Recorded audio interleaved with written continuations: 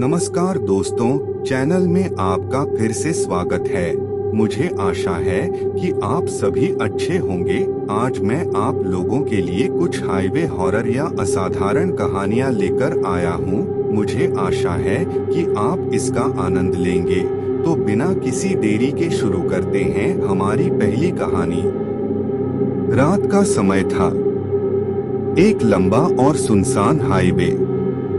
आसमान में चांद हल्का हल्का बादलों के पीछे छुपा हुआ था और सड़क पर घना अंधेरा छाया हुआ था। हवा में एक अजीब सी सर्दी थी जो शरीर में सिहरन पैदा कर रही थी। अजय और उसकी पत्नी सीमा अपने दोस्त की शादी से लौट रहे थे। शादी खत्म होते होते रात के 12 बज चुके थे। दोनों ने सोचा कि होटल में रुकने के बजाय सीधा अपने घर चला जाएं, जो हाईवे के रास्ते लगभग 3 घंटे की दूरी पर था।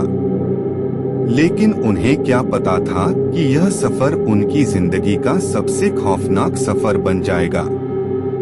अजय कार चला रहा था और सीमा थोड़ी सी थकी हुई होने के कारण सो रही थी।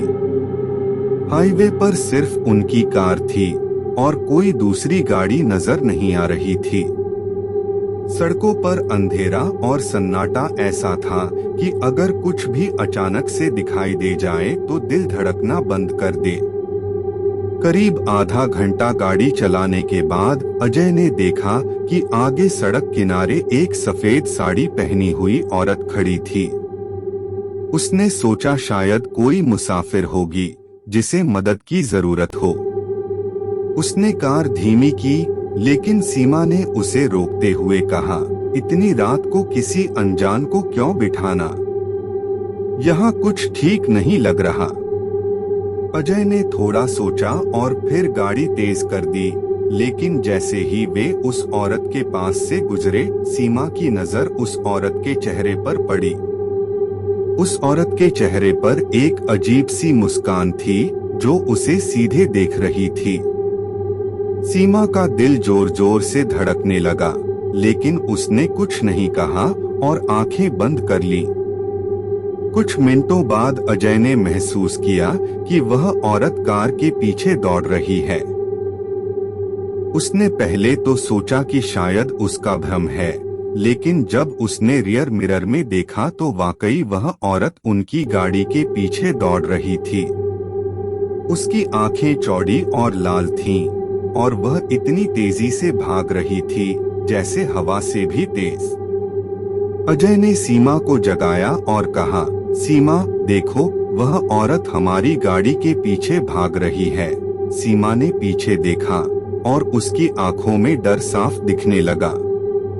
उसने अजय से कहा, गाड़ी तेज करो, हमें यहाँ से निकलना होगा। अजय ने गाड़ी की रफ्तार बढ़ा दी, लेकिन जितनी तेज गाड़ी चल रही थी वह औरत भी उतनी ही तेज दौड़ रही थी। उसकी सफेद साड़ी हवा में उड़ रही थी और उसके बाल बिखरे हुए थे। दोनों के दिल में डर का साया गहराने लगा। उन्होंने सोचा कि अब क्या होगा, क्योंकि जितनी तेज गाड़ी वे चलाते थे वह औरत उतनी ही तेज उनकी गाड़ी के करीब आती जाती। तभी अचानक वह औरत गायब हो गई। अजय और सीमा ने राहत की सांस ली, लेकिन यह राहत बहुत देर तक नहीं टिक सकी। कुछ ही देर बाद गाड़ी के बोनट पर एक जोर की आवाज आई, जैसे कुछ गिरा हो। अजय ने ब्रेक लगाई और दोनों ने सामने देखा। वही औरत बोनट पर बैठी थी, मुस्कुरा रही थी। उसकी मुस्कान इतनी भयानक थी कि अजय का खून जम गया। सीमा चीख पड़ी। अजय ने गाड़ी को फिर से स्टार्ट किया और पूरी ताकत से उसे दौड़ाना शुरू कर दिया, लेकिन वह औरत वहां से नहीं हटी। वह लगातार अजय को देखे जा रही थी। उसकी आंखों में एक अजीब सी चमक थी, जैसे वह अजय की आत्मा को चीर कर देख रही हो। गाड़ी की स्पीड 100 किलोमीटर प्रति घंटे के ऊपर थी, लेकिन वह औरत बिल्कुल हिली नहीं। तब अचानक से वह गायब हो गई जैसे हवा में घुल गई हो। अजय ने थोड़ा संभलते हुए गाड़ी धीमी की और सोचा, शायद यह सिर्फ एक भयानक सपना था। सीमा ने उसे कहा, यहाँ से निकलो अजय, यह जगह बहुत खतरनाक है। लेकिन जैसे ही अजय ने गाड़ी को फिर से स्टार्ट किया, गाड़ी स्टार्ट ही नहीं हो रही थी। उसने कई बार कोशिश की, लेकिन इंजन ने आवाज नहीं की। चारों ओर फिर से अंधेरा छा गया था। दूर दूर तक कोई रोशनी नहीं थी। अचानक अजय ने देखा कि वही औरत कुछ दूरी पर खड़ी थी और उसकी ओर इशारा कर रही थी। अजय ने सीमा की ओर देखा, वह कांप रही थी। क्या वह हमें बुला रही है? सीमा ने डरी हुई आवाज में पूछा। अजय ने कुछ देर सोचा और फिर उसने गाड़ी से उतरने का फैसला किया। वह जानता था कि यह खतरनाक है, लेकिन गाड़ी की मरम्मत किए बिना वह वहां से नहीं निकल सकता था। उसने सीमा से कहा, तुम गाड़ी में ही रहो, मैं जल्दी से देखता हूँ। अजय जैसे ही गाड़ी से उतरा, उसने महसूस किया कि ठंडी हवा उसके चेहरे पर किसी हाथ की तरह महसूस हो रही थी। वह बोनट की तरफ बढ़ा, लेकिन उसकी हिम्मत जवाब दे रही थी। उसने जब बोनट खोला तो उसकी आंखों के सामने कुछ ऐसा था जिसे देखकर उसकी चीख निकल गई। इंजन की जगह वहां पर खून भरा हुआ था।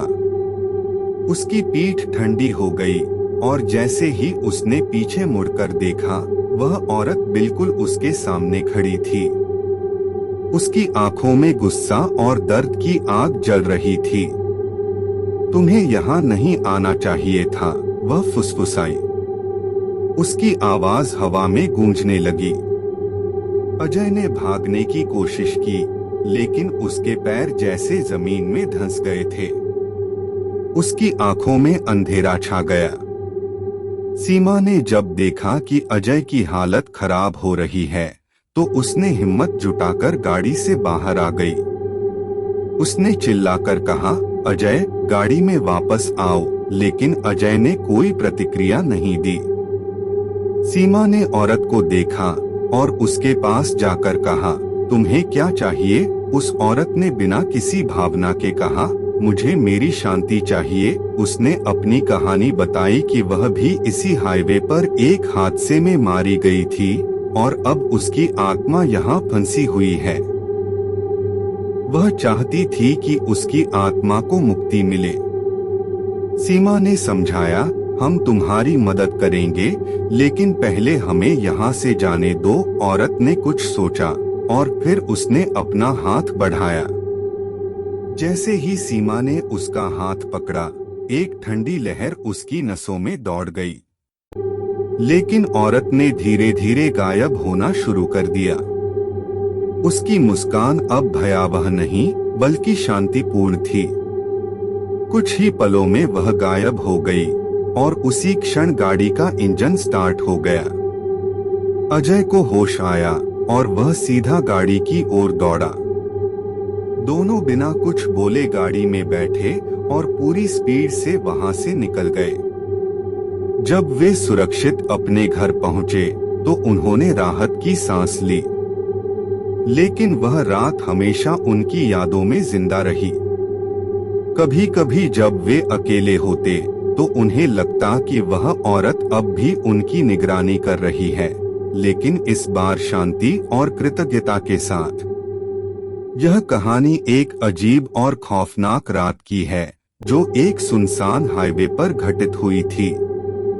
कभी कभी ऐसी घटनाएं हमें यह सिखाती हैं कि कुछ आत्माएं शांति की तलाश में होती हैं और उनके रास्ते में आने वाले लोग उनकी इस खोज का हिस्सा बन जाते हैं। तो दोस्तों, यह थी हमारे वीडियो की पहली असाधारण कहानी। तो चलिए अब हमारे वीडियो की अगली कहानी पर चलते हैं। रात के करीब 1 बजे का समय था। अमित और उसके दोस्त विनय और राजेश एक शादी से लौट रहे थे।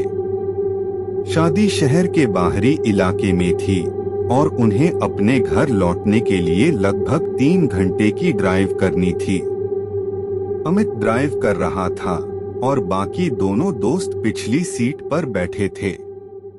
वे थके हुए थे, लेकिन बातों में मस्त थे, इसलिए सफर का पता ही नहीं चल रहा था। हाईवे सुनसान था। कहीं कहीं गाड़ियों की लाइट्स दिखती, लेकिन कुछ ही देर में सब गायब हो जाता। रास्ते में घना अंधेरा और ठंडी हवा चारों तरफ सन्नाटा फैला रही थी। अमित ने गाड़ी की स्पीड थोड़ी धीमी की और दोस्तों से कहा, यार चाय पीते हैं। काफी देर हो गई गाड़ी चलाते चलाते राजेश और विनय ने हामी भरी और वे रास्ते में एक छोटे से ढाबे पर रुक गए। ढाबा काफी पुराना और छोटा था। वहां बस एक हल्की सी रोशनी जल रही थी। वे वहां बैठे और चाय का ऑर्डर दिया। ढाबे पर बैठा एक बूढ़ा आदमी था जो बहुत ही अजीब तरीके से उन्हें घूर रहा था। अमित ने उससे कहा, बाबा इस रास्ते पर आगे कोई पेट्रोल पंप है? क्योंकि हमारी गाड़ी की टंकी लगभग खाली है। बूढ़े ने उनकी तरफ देखा और कहा, साहब आगे जाने की हिम्मत मत करो। इस रास्ते पर आगे एक ट्रक है जो पिछले कई सालों से भूतिया माना जाता है। जिसने भी उस ट्रक को देखा है वह कभी सही सलामत वापस नहीं आया। लोग कहते हैं कि वह ट्रक आत्माओं से भरा हुआ है। विनय और राजेश ने हंसते हुए कहा, बाबा आप हमें डराने की कोशिश कर रहे हो। भूत प्रेत की बातें अब पुराने जमाने की हो गई हैं, लेकिन अमित को बूढ़े आदमी की बातों में कुछ सच्चाई लगी। उसने गंभीरता से पूछा, ऐसा क्यों कहते हैं आप? बूढ़े ने बताया कि कुछ साल पहले एक ट्रक ड्राइवर की इसी रास्ते पर भयानक एक्सीडेंट में मौत हो गई थी। उसकी लाश भी किसी को नहीं मिली थी, लेकिन तभी से लोग कहते हैं कि उसी ट्रक को अब भी इस हाईवे पर चलते देखा गया है। उस ट्रक के अंदर अजीबोगरीब चीखें सुनाई देती हैं और जो भी उस ट्रक के सामने आता है उसका अता पता नहीं चलता। बातों के बीच में ढाबे का माहौल और भी डरावना हो गया। चारों तरफ अजीब सा सन्नाटा था। अमित ने चाय पीते पीते अपनी घड़ी देखी और वे फिर से सफर के लिए तैयार हो गए। अमित ने अपनी गाड़ी स्टार्ट की और सभी ने ढाबे वाले बूढ़े का शुक्रिया किया, लेकिन विनय ने मजाक में कहा, अगर वह भूतिया ट्रक मिला तो बाबा आपकी बातें याद रखेंगे। ढाबे से निकलते ही राजेश ने कहा, यार यह सब बकवास है, ऐसा कुछ नहीं होता। चलो जल्दी घर पहुँचें। अमित ने स्पीड बढ़ा दी और वे अपने सफर पर आगे बढ़ गए। लेकिन जैसे जैसे वे आगे बढ़े हवा ठंडी होती गई और अजीब सा सन्नाटा छाने लगा। अचानक गाड़ी के सामने कुछ ही दूरी पर एक तेज रोशनी दिखाई दी। पहले उन्हें लगा कि कोई बड़ी गाड़ी आ रही है, लेकिन जैसे ही वे करीब पहुंचे उन्होंने देखा कि वह एक पुराना और बड़ा ट्रक था। ट्रक की हेडलाइट्स बहुत तेज थीं और उसमें से धुआं निकल रहा था। ट्रक उनकी गाड़ी के बराबर से धीरे धीरे गुजरा और जैसे ही वे उस ट्रक के पास पहुंचे एक ठंडी लहर उनके शरीर में दौड़ गई। विनय ने मजाक में कहा, यार यही वह भूतिया ट्रक होगा जिसके बारे में बूढ़ा कह रहा था। लेकिन अमित की निगाहें ट्रक पर जमी थीं। ट्रक के अंदर कोई ड्राइवर नहीं था और ट्रक अपने आप चल रहा था। वह बहुत ही पुराना और जंग लगा हुआ था, जैसे कई सालों से चल रहा हो। राजेश ने कहा, अरे कोई ड्राइवर नहीं है तो यह ट्रक कैसे चल रहा है? अब विनय और राजेश भी थोड़ा घबरा गए थे। उन्होंने गाड़ी की स्पीड और तेज कर दी ताकि जल्दी से उस ट्रक से दूर हो सकें। लेकिन जैसे ही उन्होंने स्पीड बढ़ाई, ट्रक ने भी अपनी स्पीड बढ़ा दी। ट्रक की हेडलाइट्स इतनी तेज थीं कि उनकी गाड़ी की पूरी विंडशील्ड रोशनी से भर गई। अचानक ट्रक ने हॉर्न बजाया और वह आवाज इतनी भयानक थी कि उनके कानों में गूंजने लगी। विनय ने कहा, अमित, गाड़ी को तेज चलाओ, हमें इस ट्रक से दूर होना है। अमित ने पूरी ताकत लगाकर गाड़ी की स्पीड बढ़ा दी, लेकिन ट्रक उनके पीछे पीछे ही आ रहा था, जैसे वह उनका पीछा कर रहा हो। थोड़ी देर बाद ट्रक अचानक गायब हो गया। वे सब हैरान थे कि वह ट्रक अचानक कैसे गायब हो सकता है। वे कुछ समझ नहीं पाए और फिर से गाड़ी की स्पीड धीमी कर दी। लेकिन जब उन्होंने रियर मिरर में देखा तो वही ट्रक उनके ठीक पीछे था। इस बार ट्रक की लाइट्स बंद थीं, लेकिन उसमें से किसी के हंसने की आवाज आ रही थी। वह हंसी इतनी डरावनी थी कि उनके रोंगटे खड़े हो गए। अमित ने फिर से स्पीड बढ़ाई और गाड़ी को तेज तेज भगाने लगा। वे अब बहुत डरे हुए थे और किसी तरह जल्दी से जल्दी वहां से निकलना चाहते थे। अचानक ट्रक फिर से उनके सामने आ गया। इस बार ट्रक के पीछे का दरवाजा खुला हुआ था और उसके अंदर कई सारे लोगों की परछाइयां दिख रही थीं, जो एक दूसरे से उलझी हुई थीं, जैसे वे मदद मांग रही हों। अमित का ध्यान ट्रक से हट नहीं रहा था, लेकिन राजेश ने चिल्लाकर कहा, अमित, देखो आगे क्या है। अमित ने जब सामने देखा तो एक बड़ा गड्ढा था। उसने फौरन गाड़ी के ब्रेक लगाए और गाड़ी घूम गई। गाड़ी लगभग पलटने ही वाली थी, लेकिन अमित ने उसे संभाल लिया। सभी ने राहत की सांस ली, लेकिन जब उन्होंने फिर से देखा तो ट्रक कहीं नजर नहीं आ रहा था।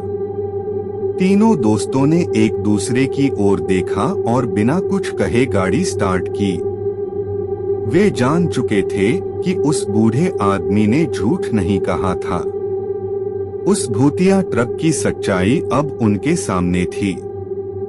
वे बिना रुके और बिना पीछे मुड़े तेजी से ड्राइव करते रहे और सुबह होने से पहले ही अपने शहर पहुंचे। जब वे शहर पहुंचे तो सबसे पहले गाड़ी रोकी और एक दूसरे से बातें की। राजेश ने कहा, यार, हम किसी से यह बात नहीं कह सकते, लोग हंसेंगे हम पर। विनय ने भी सहमति जताई, लेकिन अमित ने कहा, चाहे लोग कुछ भी कहें, मैं उस बूढ़े आदमी की बात को अब कभी मजाक में नहीं लूंगा। उसने सही कहा था कि उस ट्रक के पास जाना मौत को बुलाने के बराबर है। उस रात के बाद वे तीनों फिर कभी उस रास्ते पर नहीं गए। कई साल बीत गए, लेकिन जब भी वे किसी से उस हाईवे के बारे में सुनते तो उनके रोंगटे खड़े हो जाते। वे जानते थे कि वह ट्रक सिर्फ एक कहानी नहीं, बल्कि एक खौफनाक हकीकत थी, जिसे उन्होंने अपनी आंखों से देखा था। यह कहानी उस खौफनाक ट्रक की है जो एक हाईवे पर भटकता है, और जिसने भी उसे देखा वह कभी उसे भूल नहीं पाया। कभी कभी कुछ कहानियां सिर्फ कहानियां नहीं होती, बल्कि किसी की सच्चाई होती हैं, जो रात के अंधेरे में हाईवे की सड़कों पर जिंदा रहती हैं। तो दोस्तों, यह थी हमारे वीडियो की दूसरी असाधारण कहानी। तो चलिए अब अगली कहानी पर चलते हैं। रात का समय था। रोहित और उसकी पत्नी साक्षी एक शादी से लौट रहे थे। शादी उनके परिवार के एक गांव में थी, जो शहर से काफी दूर था। लौटते समय रात के करीब 11 बज चुके थे। रोहित ने सोचा कि अगर अभी घर के लिए निकलेंगे तो शायद तड़के 3 से 4 बजे तक पहुंच जाएंगे। इसलिए उसने गाड़ी चलाने का फैसला किया। रात का वक्त, सुनसान हाईवे और ठंडी हवा, सब कुछ सामान्य लग रहा था, लेकिन यह रात उनके लिए सामान्य नहीं थी। जैसे ही उन्होंने हाईवे पर गाड़ी चढ़ाई, सड़क पर चारों ओर अंधेरा छा गया। कहीं कहीं स्ट्रीट लाइट जल रही थी, लेकिन वो भी बहुत कम। साक्षी ने गाड़ी के शीशे से बाहर देखा और कहा, यह रास्ता बहुत सुनसान है। क्या हमें रात में सफर करना सही है? रोहित ने हंसते हुए कहा, तुम हमेशा ही डरती हो। मुझे तो ये सफर बहुत रोमांचक लगता है। वैसे भी हमें होटल में रुकने से बेहतर है कि घर जल्दी पहुंचें। वे कुछ देर तक गाड़ी चलाते रहे। आसमान में बादल थे और चांद भी उनकी आड़ में छुपा हुआ था। कुछ समय बाद सड़क के किनारे एक चाय का छोटा सा ढाबा नजर आया। रोहित ने सोचा कि थोड़ी चाय पी ली जाए, इससे उन्हें गाड़ी चलाने में भी ताजगी मिलेगी। ढाबे पर कोई और गाड़ी नहीं थी, बस वही एक अकेली गाड़ी खड़ी थी। जब वे दोनों अंदर गए तो वहां सिर्फ एक बूढ़ा आदमी बैठा था जो चाय बना रहा था। ढाबे का माहौल अजीब सा था। साक्षी ने चारों ओर देखा और उसे एक अजीब सी ठंड महसूस हुई। उसने कहा, रोहित, जल्दी से चाय पीते हैं और फिर निकलते हैं। मुझे यहाँ अच्छा नहीं लग रहा। रोहित ने उसकी बात पर ध्यान नहीं दिया और बूढ़े से पूछा, बाबा, चाय मिलेगी? बूढ़ा आदमी बिना बोले उनकी तरफ देखकर बस सिर हिलाता रहा और चाय बनाने लगा। वह आदमी बहुत ही अजीब था। उसकी आंखें गहरी और स्याह थीं, जैसे वे उनकी आत्मा को देख रही हों। कुछ देर बाद उसने चाय दी और रोहित और साक्षी चाय पीने लगे। तभी बूढ़ा आदमी अचानक बोला, इस हाईवे पर आगे मत जाना। वहाँ कुछ ऐसा है जो तुम्हें इस दुनिया से खींच लेगा। साक्षी ने घबराते हुए पूछा, क्या मतलब है आपका? बूढ़ा आदमी हंसने लगा। उसकी हंसी बहुत अजीब थी। उसने कहा, कई लोग इस हाईवे पर गए लेकिन कभी वापस नहीं लौटे। मैं तुम्हें भी चेतावनी दे रहा हूँ, अगर तुम आगे गए तो तुम भी नहीं लौट पाओगे। रोहित ने इसे मजाक में लिया और साक्षी से कहा, तुम बेकार में डर रही हो। ये सब बातें बस लोगों को डराने के लिए होती हैं। साक्षी ने फिर भी उसे मना किया, लेकिन रोहित ने उसकी बात नहीं सुनी। चाय खत्म करने के बाद वे ढाबे से निकले और गाड़ी में बैठ गए। जैसे ही वे आगे बढ़े, उन्हें लगने लगा कि उनकी गाड़ी की हेडलाइट्स भी उस घने अंधेरे को चीरने में नाकाम हो रही हैं। कुछ दूर आगे जाने के बाद उन्होंने देखा कि सड़क पर अचानक से धुंध छाने लगी। धीरे धीरे धुंध और घनी हो गई और अब गाड़ी की हेडलाइट्स भी बेकार सी लग रही थीं। रोहित ने गाड़ी की स्पीड थोड़ी कम कर दी। तभी अचानक उन्होंने देखा कि सड़क के किनारे एक आदमी खड़ा था। उसने सफेद कपड़े पहने हुए थे और उसके लंबे बाल चेहरे पर लटक रहे थे। वह आदमी एकदम स्थिर खड़ा था, जैसे उनकी गाड़ी का इंतजार कर रहा हो। साक्षी ने उसे देखकर कहा, रोहित, यह आदमी इस वक्त यहाँ क्या कर रहा है? कहीं यह वही तो नहीं जिसके बारे में बूढ़ा कह रहा था? रोहित ने साक्षी को शांत किया और कहा, तुम्हारे दिमाग में बस बूढ़े की बातें घूम रही हैं। यह हो सकता है कि वह कोई मुसाफिर हो जो मदद मांग रहा हो। रोहित ने गाड़ी धीमी की, लेकिन जैसे ही उनकी गाड़ी उस आदमी के करीब पहुंची, वह आदमी अचानक गाड़ी के सामने आ गया। रोहित ने जोर से ब्रेक मारी और गाड़ी सड़क पर लड़खड़ाती हुई रुक गई। साक्षी ने घबराकर रोहित का हाथ पकड़ा और कहा, हमें यहाँ से तुरंत निकलना चाहिए। रोहित ने उस आदमी की तरफ देखा, लेकिन उसके चेहरे पर कोई भाव नहीं थे।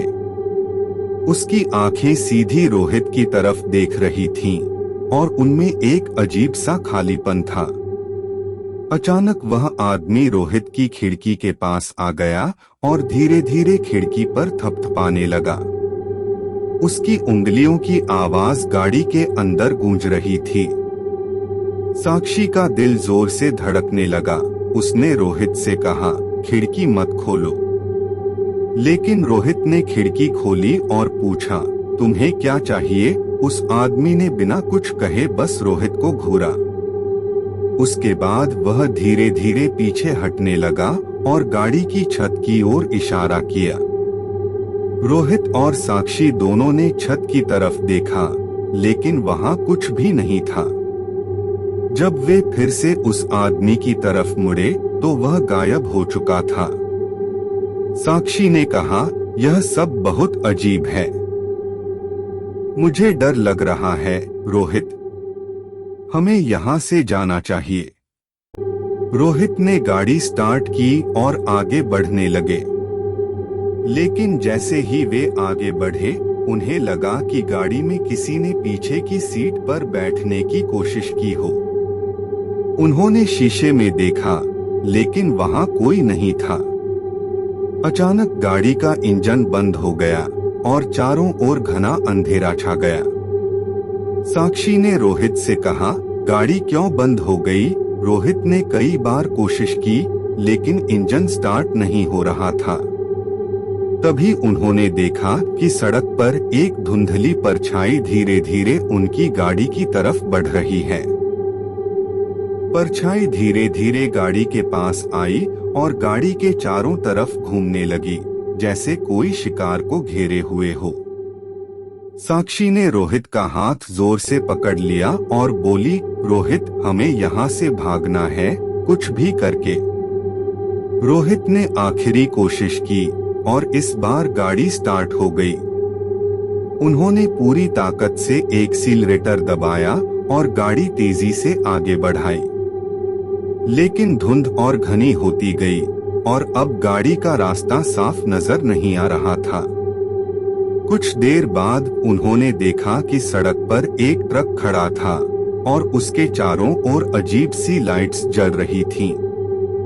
ट्रक के दरवाजे खुले थे और उसमें से किसी के रोने की आवाज आ रही थी।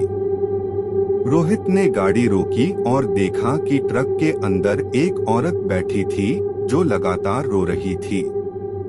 साक्षी ने कहा, रोहित, मुझे यह सब बहुत अजीब लग रहा है, हमें यहाँ रुकना नहीं चाहिए। लेकिन रोहित ने ट्रक की तरफ देखा और पाया कि वह औरत एकदम अकेली थी।